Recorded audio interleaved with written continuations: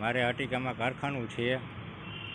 મને કોર્પોરેશનમાંથી સાહેબ આવ્યા છે એમ કરીને મને કે 1,56,000 રૂપિયા તમારા બાકી છે, અત્યારે તાત્કાલ તમારે ભરવાના છે. મેં કીધું મારા આગળ પૈસા છે નહીં. તો કે કાલે તમે ભરશો? તો કે ના, કે 80,000 ભરી દો તો હાલશે. મેં કીધું 80,000 મારા આગળ છે નહીં. તો કે કાલ સવારે હું તમારી પહોંચ લેતા હોય ને ભરવાના છે, નકર તમારું કારખાનું સીલ કરી દઈશું. એટલે બીજે દી સવારે એ ભાઈ આવી તો પહોંચ લઈ આવી, પહોંચ આપી મને મોબાઈલમાં. એટલે મેં મોબાઈલમાં નાખ્યું, કીધું ભાઈ કોણ છે, સાચા એક ખોટા? તો RMC લખાઈને આવ્યું. એટલે ભાઈ સાચું, આપણે કે સાચું. એટલે મારા કંઈ પૈસા ન થયા 80,000 રૂપિયા, 77,000 થયા હતી. એ ભાઈને મેં 77,000 રૂપિયા રોકડા આપ્યા. ના, કે RMCના કર્મચારી, આપણે કે RMCના કર્મચારી છે.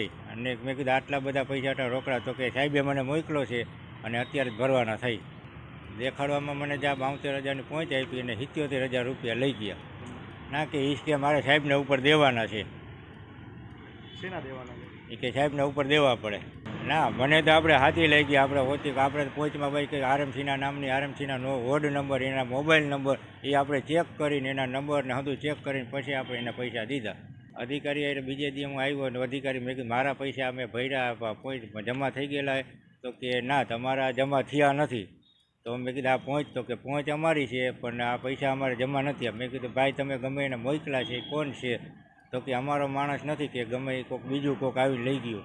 પહોંચ આપણે જાય તો જોઈને તો સાચી જ છે કે અમારામાંથી નીકળી નથી. તો કે બીજા કોઈએ ક્યાંય કાઢી. એટલે સાહેબની એમાં મૈથા પહોંચ કે ક્યાંથી નીકળી? તો કે અમારા મેસેજ નકો પહોંચ નીકળે મેસેજ આવે એવું કીધું મને સાહેબે. એ કે 77,000 રૂપિયાની મારા આગળ લઈ ગયા.